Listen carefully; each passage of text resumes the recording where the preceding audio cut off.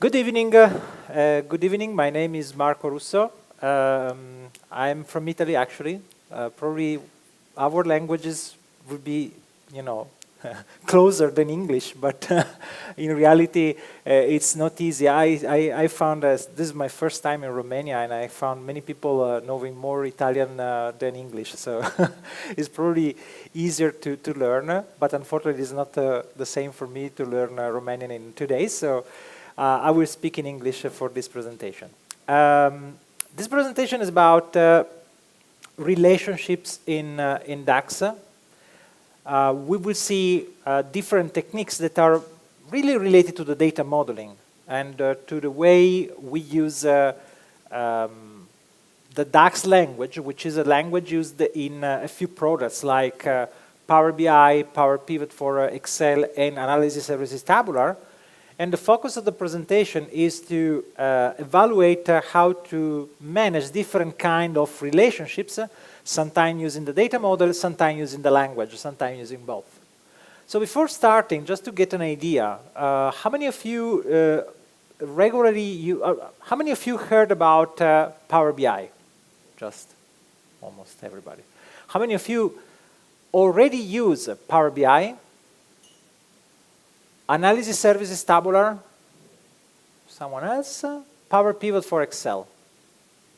Oh, someone. Okay. So many of you don't use regularly Power BI, so maybe that there is something that is a little bit too advanced for you, and it will be more familiar for those of you that already have some experience in Power BI. I will try to give a bit of context in any case for all the scenarios that we will see. The idea is not to focus, our goal is not to learn how to use the tool or how to use some user interface part, but is more to understand how certain concepts that are across these different products can be used from a data modeling perspective and from a language perspective. So if you're new about Power BI, try to consider what you can do rather than how to do that. And what is the effort required. So, very, very quickly, for a living, actually I do what I'm doing this night, but even in the day, teaching DAX and the data modeling to people around the world. I travel a lot. I also wrote several books about these products from Microsoft, and I also provide consulting. And you can find many articles and tools completely free, and also videos on SQLBI.com, which is the website where you can find much of the content that we publish for free too. So let's enter into the topic. And by the way, even if we have just 1 hour, don't feel afraid to raise your hand and ask any question if during the presentation you feel that there is something that you want to ask. So I'm used to manage. I will stop you if you ask too many questions. Usually it doesn't happen, but don't worry. So a model in just a bit of context. We talk about a tabular model to say any model created with one of the products that manage DAX as a language to query the model and create formulas. As I said, Power BI, Analysis Services Tabular, Azure Analysis Services, and Power Pivot for Excel. So from here and after, when I say tabular, all of them. I will use Power BI to do my demos, but in reality, what you will see can be applied to any other product. Now, in these products, in a tabular model, when you define a relationship between two tables, similar to what you do when you design a database in SQL, you can define a one-to-many relationship. With one difference, the one-to-many relationship you have in a data model, in a relational data model, for a relational database is just a foreign key constraint. Not just, but is something that enforces the control over the data that you try to insert into the data model. In a tabular model, the goal of a relationship is completely different, is that of transferring the filter from one table to another. You may be used to think that when you see a relationship between two tables, you create a join in SQL. This is not necessary in tabular because the join is implicit. If there is a relationship, there is a left join between the many side and the one side of the relationship. However, we have a one-to-many relationship not many-to-many. And this relationship has to be built using one column only. So if we have a relationship with 2 or more columns, it is not managed automatically. And we might have different kinds of relationships, like those that you see here: calculated relationships, with relationships, bidirectional filtering, and many-to-many relationships. All these relationships require some DAX because they are not available out of the box. Goal of the session: walk around these different relationships and see what we can do and how. Remember, relationships have a cost. Every time you join 2 tables, like in SQL, you have to pay a price for that.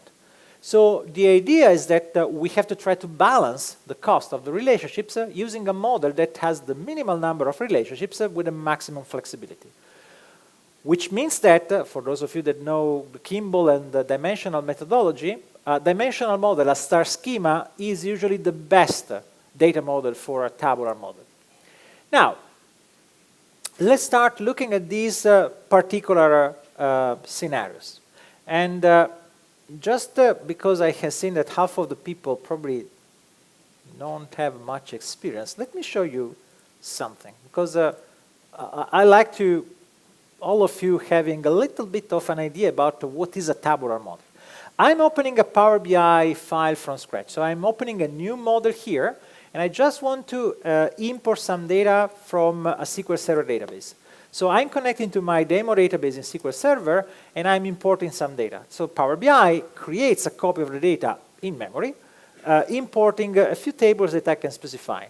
Actually, I may specify that I want to use direct query, so I don't want actually to create a copy of the data, but that's it. I want to get some data like, for example, a sales table. Then I have a product view that shows me the data of the product, so the color, the category, and many other information. Then I want to include here, let me see. I want to include also, for example, the store and the date, just 4 tables. I load these tables, and these tables are imported into the data model. So what does it mean? The data from SQL Server in this case, but it could be from Oracle, it could be from a website, it could be from many other data sources, is copied in my data model. And in my data model, I will have in a few seconds around 10 million rows that is compressed in memory. And you will see that having this data in memory in a compressed way makes it possible to run new reports and queries in a very, very quick way. Now, the data model is what we will create. I have to spend some time because I use the bigger table, but I will use the icon that you see there to create a diagram to define the relationships. Now, sometimes the engine is smart enough to find the relationships automatically because it looks at the name of the column and the content of the column, but sometimes it is not available. I can predict that the date table will be not joined to the sales table, maybe that the product and the store will be joined automatically. So we will find this relationship in the model. And what I want to show you is what is the meaning of the relationship by trying to create a simple report, a simple chart, or a simple table, a simple report table that has some data. We almost completed. Now you see that here we have 12 million rows in the sales table and just a few thousand rows in the other 2 tables, the product and the date. So here we are. These are our tables. I can just rename these tables, removing the prefix, for example, just to make sure that I have something that is more easy to use for the user. I usually try to keep names that are meaningful for the user without having something that is complex that has to interpret it or makes life hard to the user. So let me see if this is quick enough. It takes too much to update. I don't know why. So I will not rename the others because otherwise I will spend too much time. What I want to show you in a moment is that if I create a report, it's taking time because I loaded too much data for doing a quick demo, sorry. So if I create a simple chart here, a simple matrix in this case, and I include, for example, the date, let's start with something easier. The product color, okay? I have many information about the products, and between the columns of the product, I have also the color of the product. I can enlarge a little bit the font so it is more readable this way. You see here we have 16 colors, something like this. And I can include in this matrix some metrics that I have, for example, in the sales table. And if I go here and I include in the sales table the quantity, for example here, I include the quantity, I have something happening here. However, I always see the same number. Why this is happening? As I said, it depends on a number of circumstances, but what happened is that the engine recognized a couple of relationships, but it didn't activate these relationships. The relationship here is a relationship that is not active, so I can enable this relationship by making the relationship active. And the relationship active is used automatically when the query is generated to query the data model. So once I have this relationship active, what I see is my report completely changed, and now we have different values for every color. And of course, now I can also show this, this as a chart, as a bar chart, and so on. So this is a feature of Power BI. What I want to focus, however, and I prefer to look at the numbers, is what happens if I don't have a relationship at all. Like, for example, date. Date is not connected to sales because it didn't recognize any relationship. If I replace in my report, or I create another report here, for example, this one, where I include here the year, the calendar year of the date, which is a column that groups every day by the year of the date. So you see that this is like a group by calendar year. I see year by year my data. I include again the quantity just because I want to make it easy. I don't want to do anything complex, and once again I don't have any filter because these two tables could be joined together, but I didn't specify any information to do the join. What I can do is I can connect, for example, order date key to date key. Now I have a physical relationship that is active. I also enable this one for the store. You never know, it could be useful later. And I go back to my report. So without changing anything, now the join automatically shows only the years where I have some data and the right quantity for the year. Who is creating the query? Power BI. But even if I show you the query, there will be no joins. The query index is something that says, summarize columns, calendar year quantity, that's it. Where is the join between the two tables is implicit in the data model.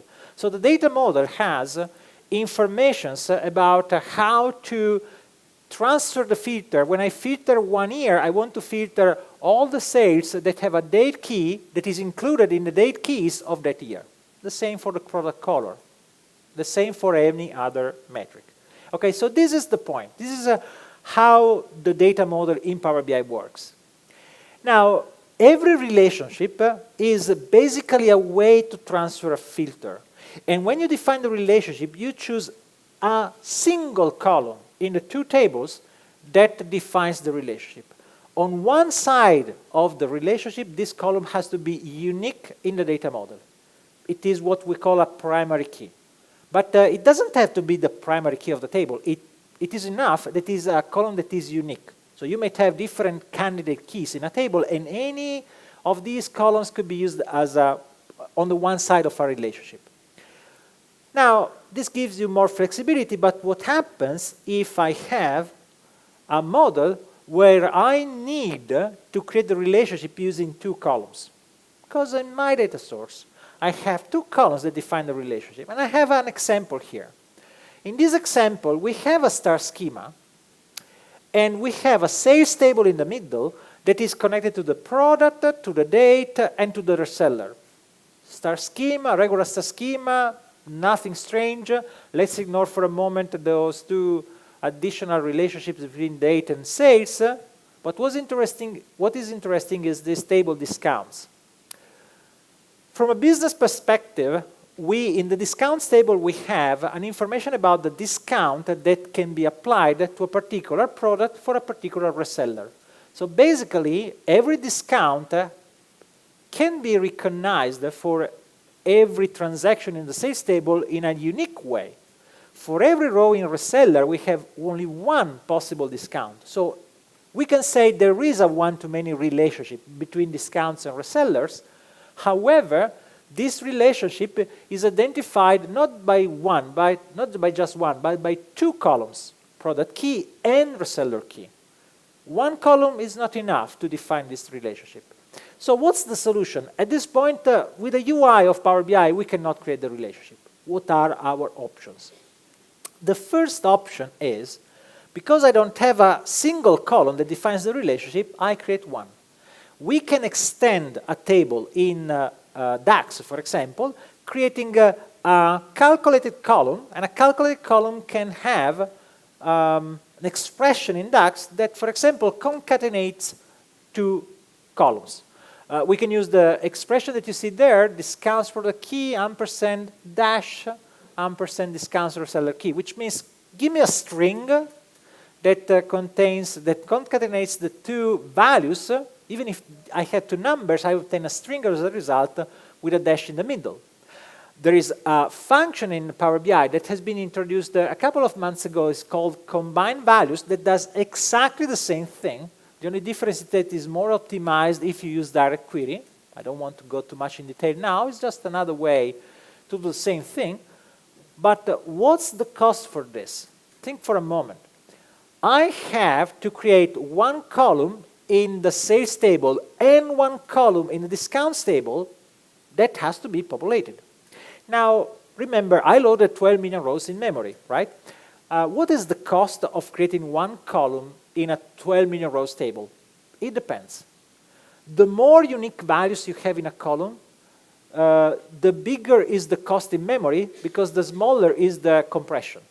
I have a better compression if I have a smaller number of unique values. But if I create a column that combines two values from two different columns, and if I have, for example, 10,000 products and 1,000 resellers, I could have up to 10 million unique values. Maybe I don't have all of them. But the risk is that I could have many combinations. For sure, I will have more unique values than just the unique values in the two columns, because the combination should be a number that is higher the more rows I have in the fact table. And I had to create these two columns in two tables. So not just in one, in two. So the thing is, let me go back one slide. Why do I need a relationship? That's the question. Every time you create something in a data model, you have to think about, why am I doing this?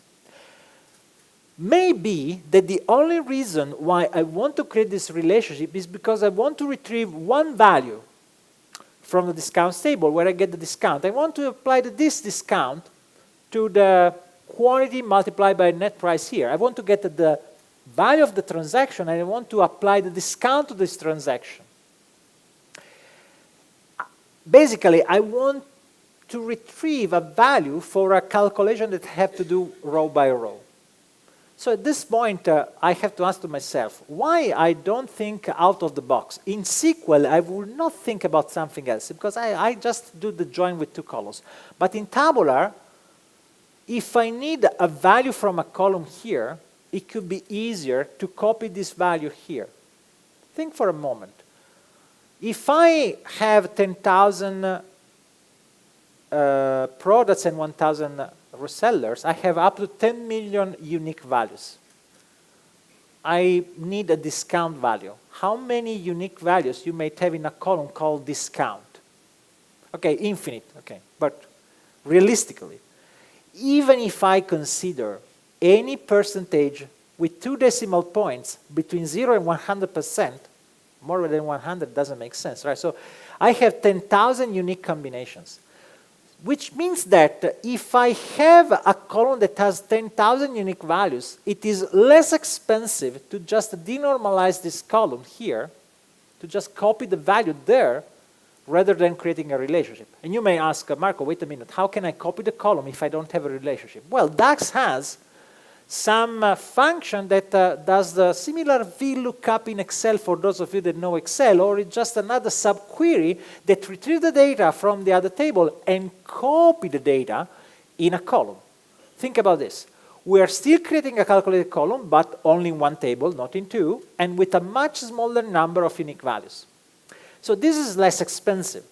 Of course, if you tell me, Marco, but we don't have only one column here, we have maybe 2, 3 columns to copy, well, it could be still an advantage. And when it is not, think about this. If I have to link a table just for the discount, maybe that a smaller table with just the unique values of the discounts and the other attributes in a single column that has a smaller number of unique values could be less expensive.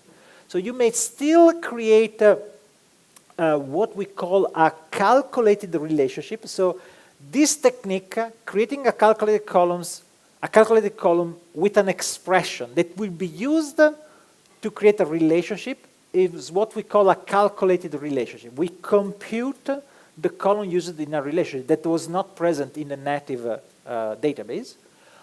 Or we can denormalize something if we don't need the relationship at all. And usually, a relationship that doesn't exist is less expensive than a relationship that I have in the model.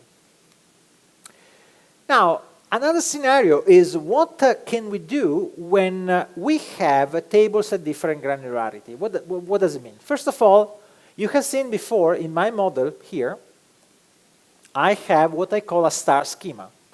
Fact table in the middle. The fact table has the numbers that you can aggregate dimensions around. No snowflake, no other levels, only one level from the fact table to the dimension.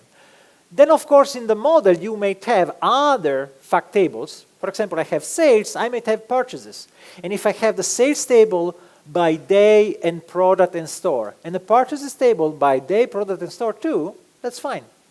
I may have the vendor in the purchases and the customer in the sales, that's fine. I will not share those two dimensions, and I will share other dimensions. But what is common to the sales and the purchases table is that the granularity of the product, the store, and the date is the same. I have the transaction by day, by store, by product. Then, of course, I can aggregate the product by color, by category, by many other columns, but basically the granularity, the bottom level, the key that I use to create the join, to create the relationship is the same.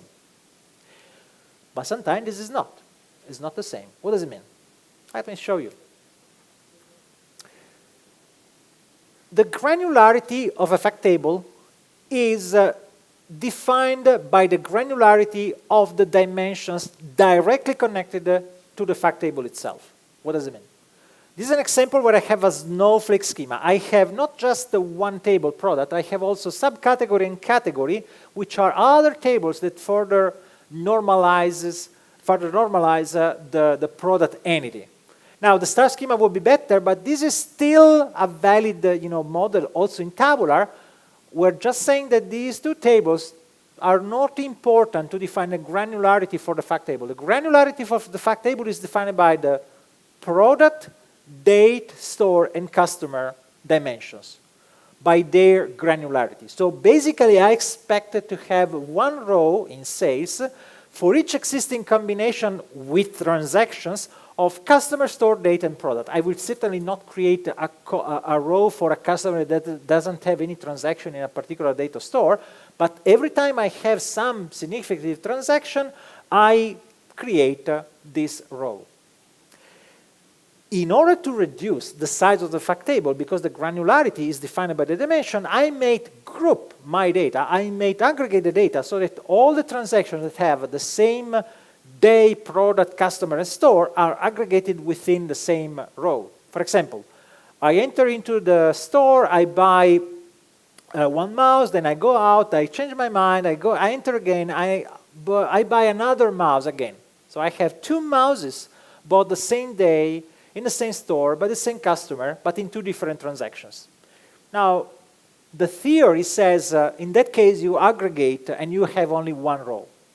But the reality is that tabular allows you to make a choice between aggregating data or keeping the original transactions. So basically, you may have more rows than the original, native granularity for the fact table. It's not a problem. It's a choice.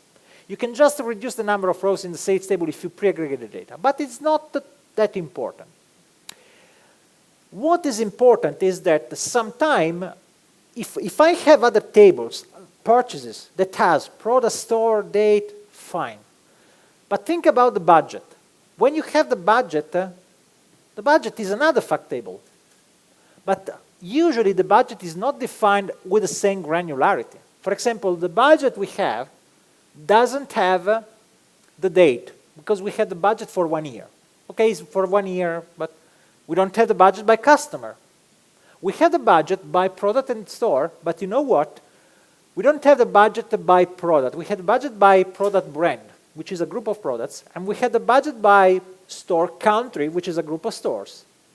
So basically, there are columns that define a relationship, but this relationship cannot be defined as a one-to-many. The country or the brand, look at the brand. The brand is not unique in the product table. The primary key of the product is the product key. Maybe the product name could be unique, but certainly not the brand. The brand is a column that we use to aggregate, to group products together. But the budget is defined at the brand level. The same for the store. We don't have the budget for every store. We just have a number for the entire country. And we have a problem now. When I have a report where I want to see the budget and the sales compared together by brand, I cannot create my model automatically like we have seen before, because I cannot create the relationship between the brand of one table to another. If I try to do this, I get an error. I show you. If I go to my first model here, which is identical to what we have seen in the slide, if I try to create the relationship like I did before, I connect the brand with the brand, I get an error. And the error says, look, you are trying to connect two columns, but none of these columns has a unique list of values, right? So basically, there are more rows with the same value in both tables, because there are many products with the same brand and many rows in the budget table with the same brand, because they have different countries. So what can I do at this point? The first approach here is that we may try, before looking at the solution. What is the problem? Okay, I don't create the relationship. What happens? This is happening. If I have this report, look at this report. This report is showing the sales amount, which is a measure in the sales table, grouped by the product brand. So I'm choosing the brand from the product table, and I'm picking this into the report. Now, if I try to include the budget here, the budget is always the same, because I'm using the brand from the product table, and the product table is not filtering the budget. I could do another, I could try to be creative, right? So I can duplicate this, and I can say, look, I replace the sales amount with a budget, and I replace the brand with the budget brand. Now this works. But what is the problem of this approach? Now, actually, I see the budget by brand and the sales amount by brand. But you know what? Even if I see the same content in brand and brand, these are two different columns. And for example, I cannot create a single chart like this, showing a bar chart comparing the budget with the sales. Yes, I can create two charts, but what you want to usually do is something else. You want to include here the budget and compare this side by side. But because the budget is not filtered by the product brand, it is not working. So I want to solve this problem. First solution. I can solve the problem by using DAX. I can write here sales amount, a budget 2009 measure, which uses some DAX technique, which is I want to sum the budget, but basically I want to apply here a filter, picking the same filter I have in the product, pushing the filter here. There is a specific function to do this, treat as, that says, give me the values that are currently active in the product brand column, and transfer this filter over the budget brand column. So now that I am filtering the budget table, saying I want to filter only the brands that are also filtered in the product brand column, I will see that if I replace my budget calculation here with my budget 2009, I see that now that my budget is working. I'm filtering by budget. Now, I can solve the problem this way, but this is not necessarily the best way to solve the problem. Why? Because if I use this technique, I have to write one measure every time I want to expose the data filtered the right way. I mean, it works. You just have to do this for every virtual relationship. What are we doing? Think about this. Let me go back to the slide 1 second. I'm creating a virtual relationship between the brand column of the product table with the budget brand column. But basically, my relationship is just a way to transfer the filter. The function index that I used is just a way to transfer the filter from one table to another, which is exactly what a relationship does in DAX automatically. So this approach is called a virtual relationship in DAX. You can use it, and of course, in order to complete the job, I should create something that will be easy to use for an end user navigating into the data model. So what I have to do at this point, I have to complete my definition of the measure here, saying I may want to filter by budget, but I may want to filter by store, for example. So by store, I have to do exactly the same thing, transferring the filter from the country region of the store, the country region column of the store, to the same column of the budget table. Okay? It works now, didn't change anything because I'm not filtering by country, but this would work the same. So, basically, the problem we faced is that we didn't have a relationship to transfer the filter from one table to another. What we did, we created this relationship in DAX. And we did this using some DAX code. Actually, there was an alternative. Instead of using DAX to write this code, we might have created another data model, changing the granularity of the two tables and reducing the granularity of the sales table so that it was identical to the budget table. Think about this. You can create a group by over the sales table in SQL, and instead of loading 12 million rows, I could load probably a much smaller number of rows. I can create a view over product and store, getting only the select listing from brand column and country region. I can create two different dimensions. But now this model that I can show you is a model that basically doesn't have much power. I cannot, drilling data more for the sales. I lost a lot of information. So this model actually works without any DAX code, but it is not very powerful. If I want to filter the sales measure by color, I cannot, because now my model only has the minimal number of columns that are shared across all the tables with a compatible granularity. So actually, this is an approach, but if I follow this approach, I end up duplicating my models, creating one model that is specific for each report, which is not a good idea, not really a good idea. We can do better.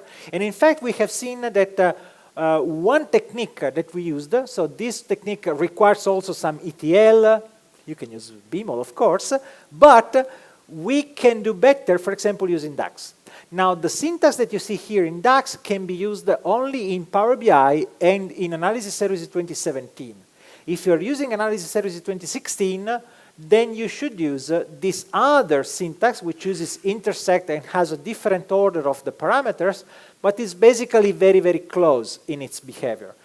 I suggest you to use treetest because it's slightly faster than intersect, but slightly faster doesn't mean optimal. What we're doing is we are using DAX to transfer the filter between tables. It's fine. It works. It's not the best that we can do. The best we can do is trying to leverage the data model, because when we have a relationship, we have a physical structure in memory that optimizes this operation at the very low level of the engine. So when I can rely on an existing physical relationship, I certainly get better performance. But how can I solve my problem?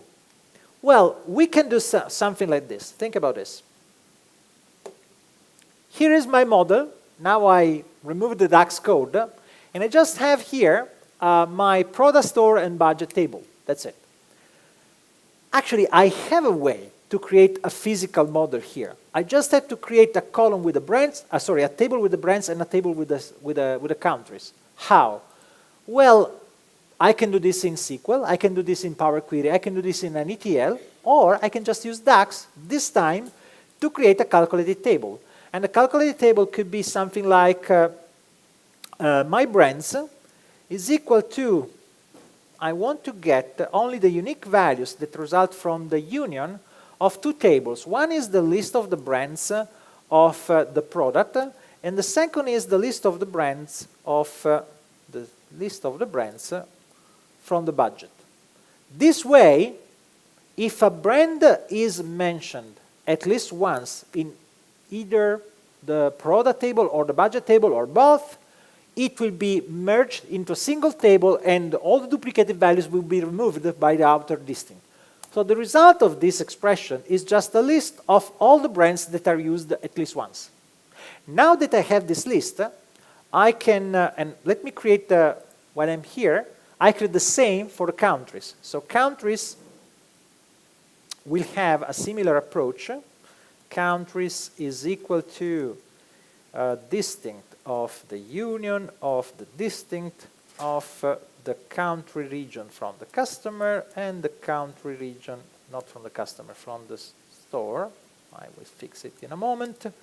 And a country region from the budget. So here 1, 2, and 3. And just fix this because we want the store, not the customer. We also have the customer, but we are not interested into the customer. Now we have the list of all the countries. If you ask yourself, why country region? Well, Microsoft policies, politically correct. There could be countries that are not countries. I mean, not everybody in the world agreed, oh, this is a country. So they country region, so they are politically correct. So whatever they put in their demo database, because this is a demo database that we got from Microsoft, everybody's happy. So now that we have these two tables, what we can do is the following. Now I can put the brands here and the countries here, and now these two tables have unique values. So now I can create a one-to-many relationship between brands and budget brand, and I can create another one-to-many relationship between a product and brands. Now, if in my report I use the brands brand column instead of the brand from the product or from the budget, I can actually filter both, and I can actually filter both sales and budget, because the propagation of the filter is one-to-many, one-to-many, and when I filter one brand here, I will filter not only the products, but also the sales. I do the same for the countries. So here I connect country region here and here. And when I go back to my sample model here, you see that, let me just remove here the budget. So let's restore the budget. This is the budget that didn't work, right? Because I'm using the brand from the product table. The brand selected here is coming from the product table brand. Now, if I replace this brand with a budget brand, sorry, with the brand of the brands table, okay, now my formula works. And please note that this budget column doesn't have any DAX code, and it is automatically working because now I'm filtering the right thing. So this is a way to create a physical relationship, but we created a problem. Look at how many brands we have now. We have a brand in the brand table, a brand in the budget table, a brand in the product table. I'm confused. And a user will be confused too.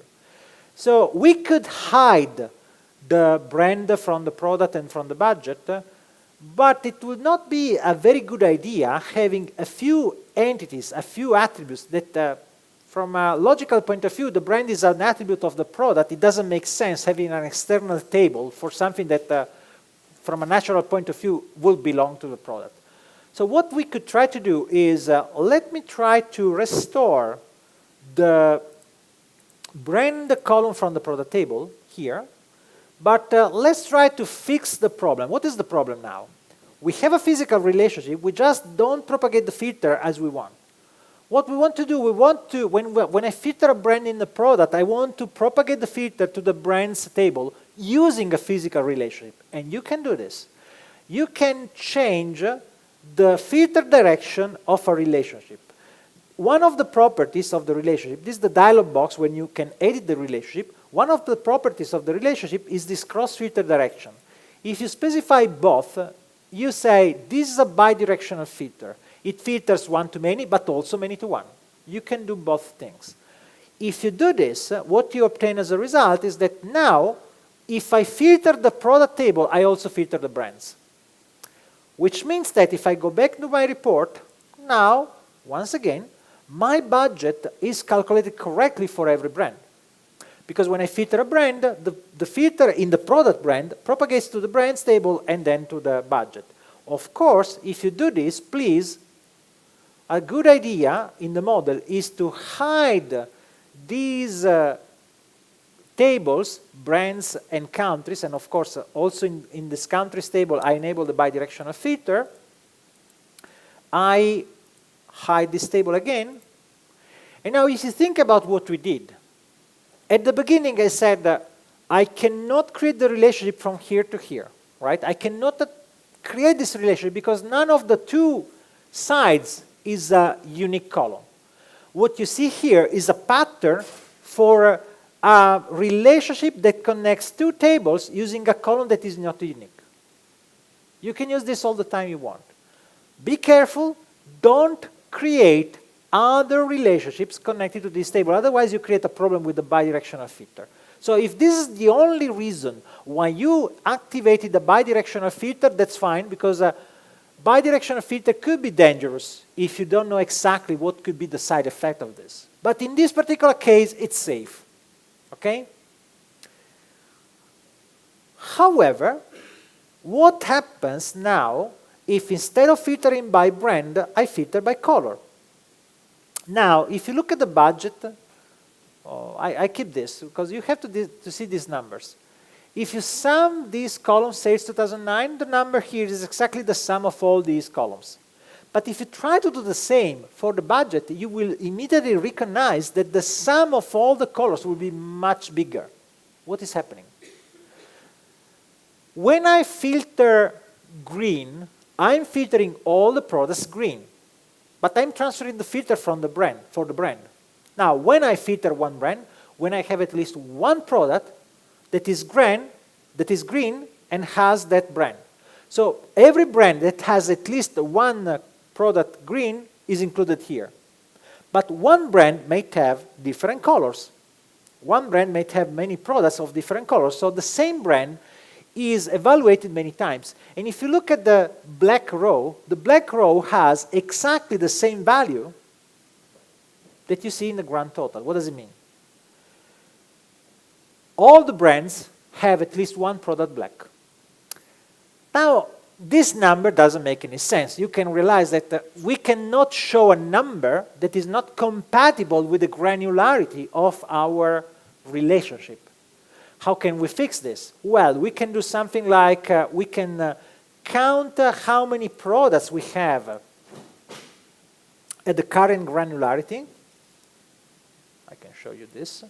I can just count how many rows we have in product, and I can compare this number with the number of the products that we have, considering the products at the budget granularity. Let me write the formula and then I will comment. So products at the budget equal to calculate of count rows of the product. So I do the same formula, but I remove all the filter from the product and I restore in the filter context only the filter for product brand. Technically, this is a way to say I want to count how many products I have for the brands that are currently selected, no matter what. I want to remove all the other filters.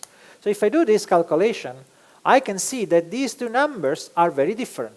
We see that for the brown color, we have 77 products that have a brown color, but if I consider all the brands that have at least one color that is brown, the sum of all these brands is 1,798, so a big number. But when I include, instead of the color, the brand, the two numbers are identical. And if I include, for example, the product category, if I'm lucky, I have some category that has only products of a single brand. And no, I'm not lucky today.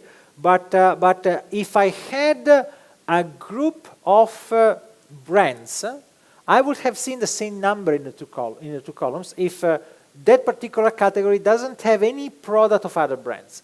This is not the case, so I cannot use it. But the idea is that I can just compare these two numbers, and I can create a measure, and in the measure I can say if, I have to create a measure, okay, let me create a measure. In my measure, budget, okay, budget, budget fixed, I can say if the products is equal to the products at budget, and I should do the same also for the stores. Okay, I should count the store and the store at the country region level, but let's do this just for the products, just to show this. I can sum the budget, otherwise I display blank. If you omit the third argument, the if statement returns a blank. Now if I use this budget fixed instead of my where is my list here? Instead of my budget, you see here everything is blank. But if I filter instead of by category, by brand, I can see my numbers. These are the numbers of the budget. So basically, I try to control whether I'm navigating into my model in an area that can show the budget in a safe way, because the budget makes sense. But if I go too much in detail, I can show the sales amount, but I cannot show the budget. Because if I go at the product level, I don't have a budget defined at the product level. Now, this means that we have seen how to create a particular relationship connecting two columns that don't have a unique value.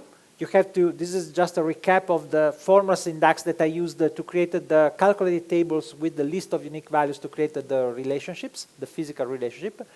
And once I activate the right relationship, you see that I can see the budget only for the years, only for the brands, or in this case only for the countries where I actually have some data.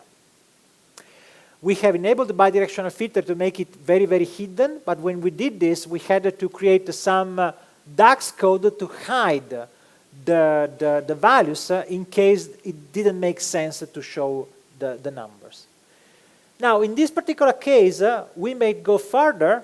We don't have time, but one further step would be if I have the budget at the brand level, I could try to allocate the budget at the lowest levels. I don't have the budget by color, but I can figure out how to allocate the budget so that I provide a number that makes sense.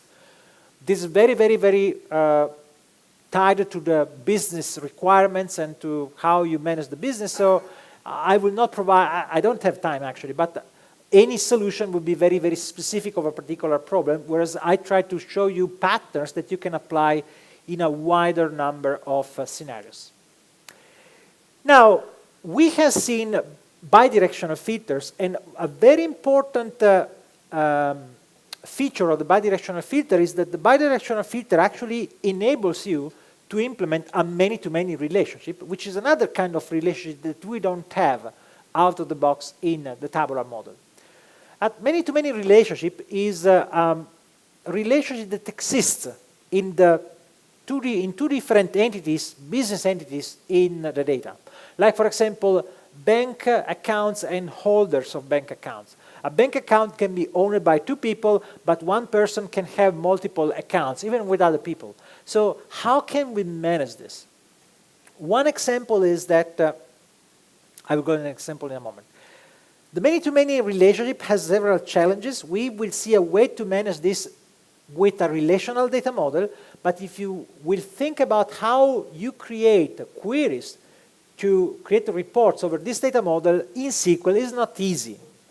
We have a good way to do this in DAX, but we have to leverage the bidirectional filters, like I will show you in a minute. So the idea is that this is an example. We have accounts, we have customers, and we have transactions with an amount that is related to the account.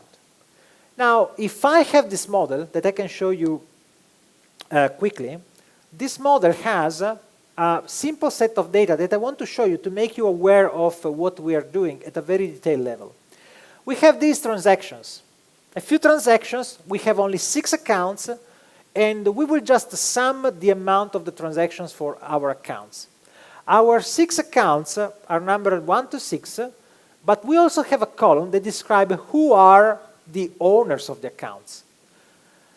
This account name, in reality, is never used in our DAX code. This is just a description. Because in reality, what matters is that we have 4 customers and 6 accounts. We have another table called customers that has only our 4 names, Mark, Paul, Robert, and Luke, and numbers between 1 and 4. And the existing combination of the valid combination of customers and accounts is described in a table called accounts customers that we call, is a fact table because actually it connects 2 dimensions, accounts and customers. But another way to call this table is a bridge table. It's a bridge between 2 dimensions. This table doesn't have any measure. It is only a dimension, sorry, it is only a fact table that existed to connect the 2 dimensions. And this table says, oh, the account number 6 is owned by customers 1 and 2. And if you look this the other way, the customer 1 has 1, 2, 3 accounts. We see the list of the name of the owners in the accounts table, but as I said, from an engine perspective, our data model is this. We have a one-to-many relationship between accounts and transactions, and between accounts and accounts customers. And the customers table has a one-to-many relationship with account customers. This is the same that you will do in SQL. Now think about what you will write in SQL to show for every customer name the sum of the amount of the transaction of his or her accounts. Think about this. Yes, you can do the join, you can do a number of things.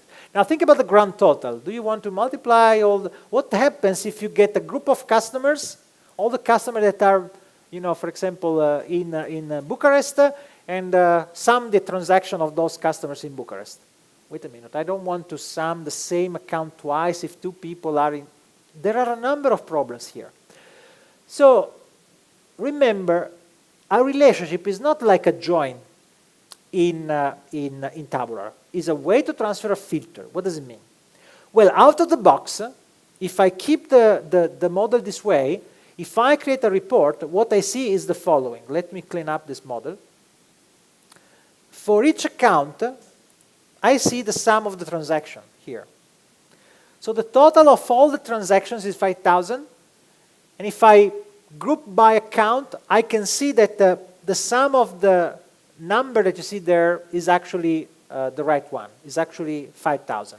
Let me change the measure here. I want to use this amount. If you look at this, I just used a column that has a number. I included this column in the report, which means that in this moment I'm not using any DAX code to do the report. So everything is automatic, and I see the sum of the account, the sum of the amount column from the transactions table. Now, what happens if instead of the account I include the customer? Everybody has 5,000? No. Problem is that the customer filter, the customer selection is not filtering the transaction. Why? Because customers filters accounts customers. Look at the direction of the filter. The direction says one to many. But this filter stops here. This filter doesn't propagate to accounts. Now I can enable the bidirectional filter here, and I can say, look, bidirectional. So by enabling the bidirectional filter, now I'm saying to the model, if I have a filter active on accounts customers, no matter why, even because it comes from other table, continue the propagation of the filter to accounts. And then because accounts has a one-to-many to transactions, this will also filter transactions. Which means that for every cell of the report, I have this filter propagated.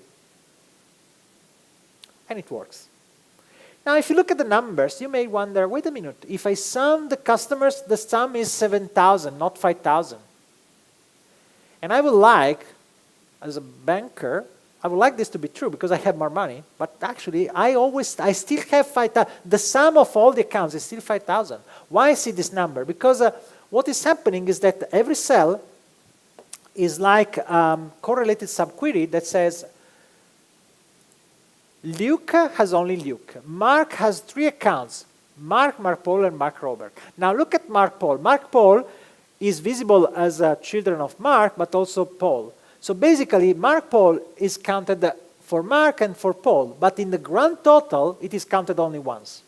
We never count the same account twice.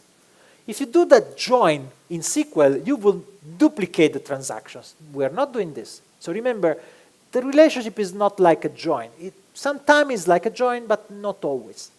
Okay?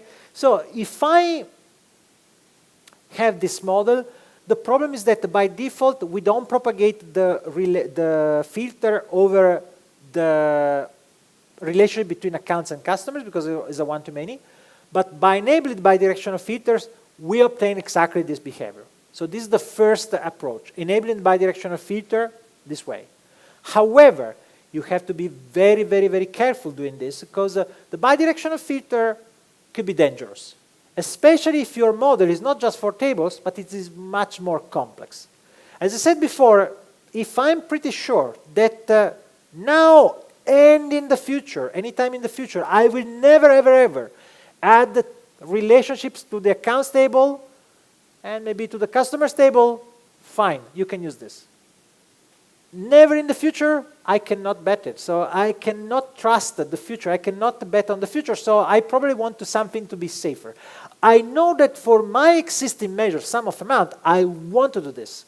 So I prefer, instead of enabling the bidirectional filter for any calculation, I prefer to keep it as a single relationship. And for the specific measures that I want to use in my model, I want to enable this behavior.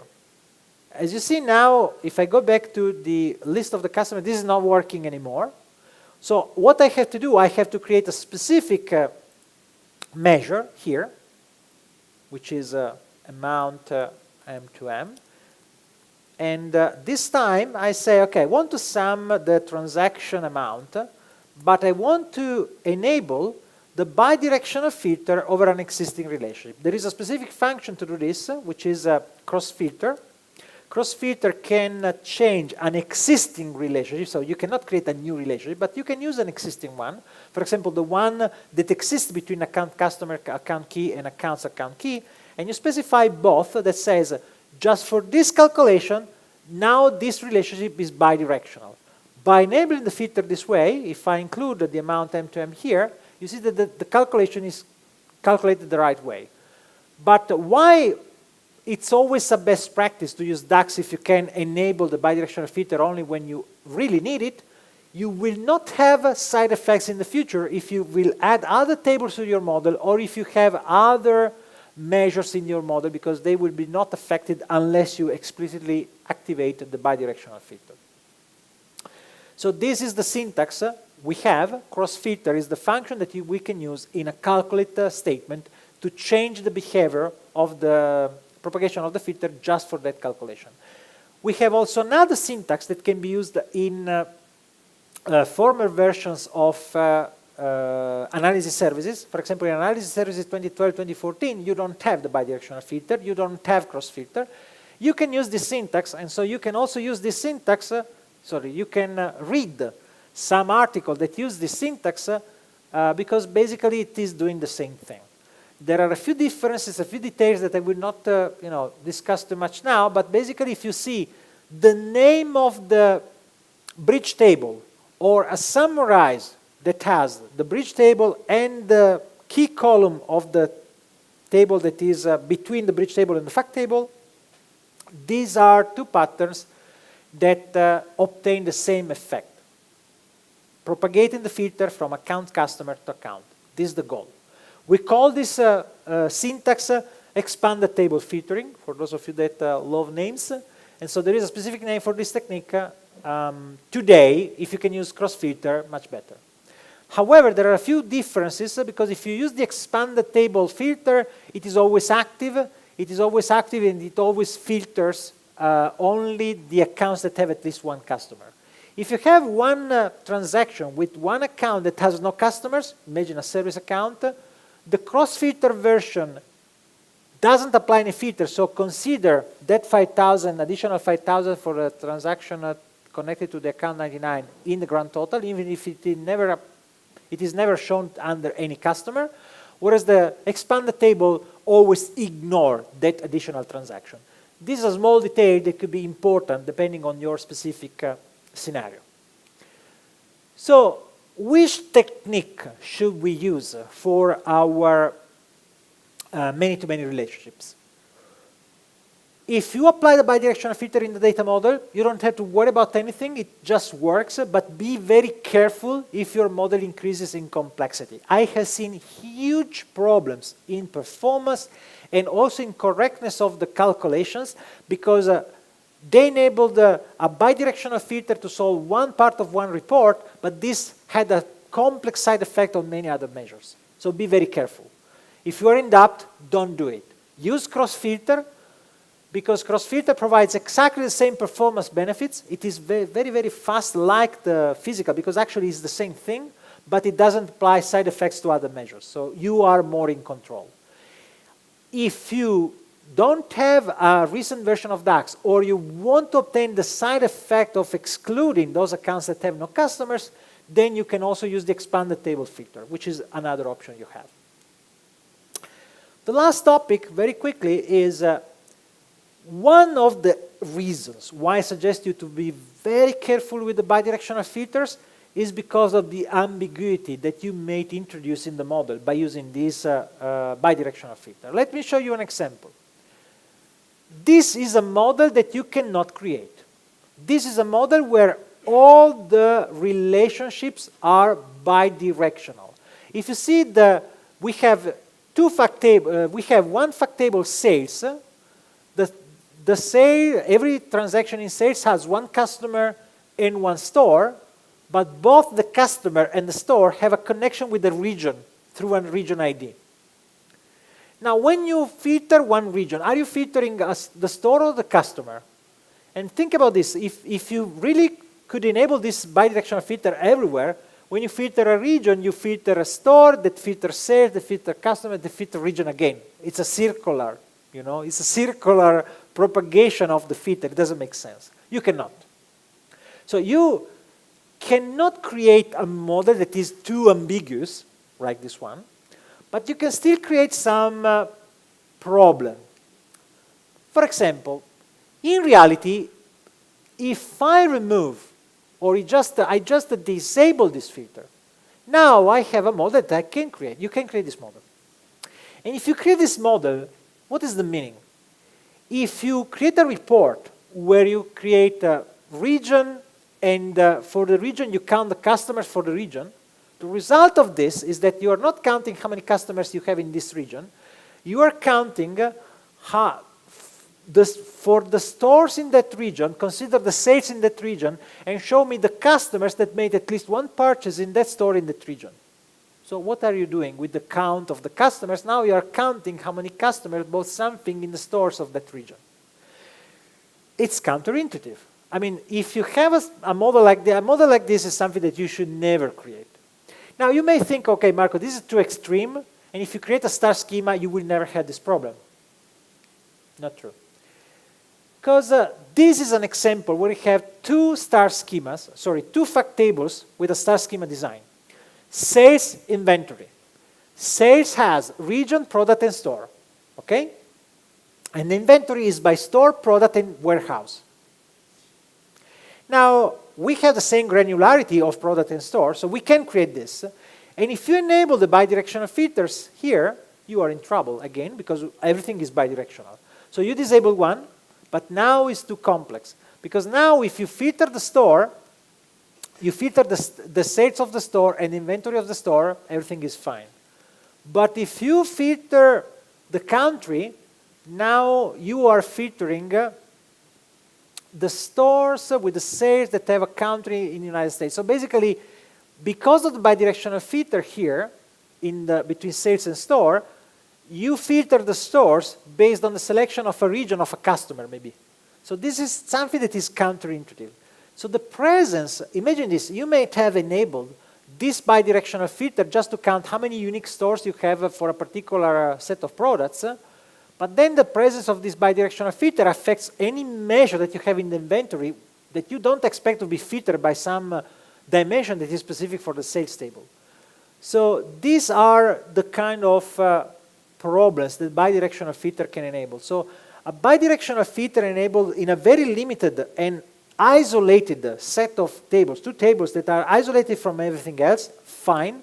But when you enable a bidirectional filter between two tables that are connected to several other tables, you have to think about the side effects. This could be very, very hard.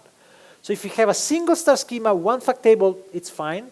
But if you have two or more fact tables, two or more star schemas, it's always very dangerous because the consequences of this could be huge. So, conclusion.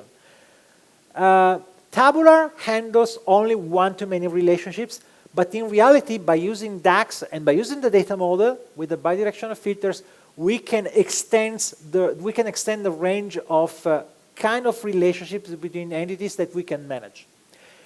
Beware of the performance because every relationship has a cost. Even bidirectional filters have a cost, so use them if you need them. Otherwise, don't use them if they are not necessary.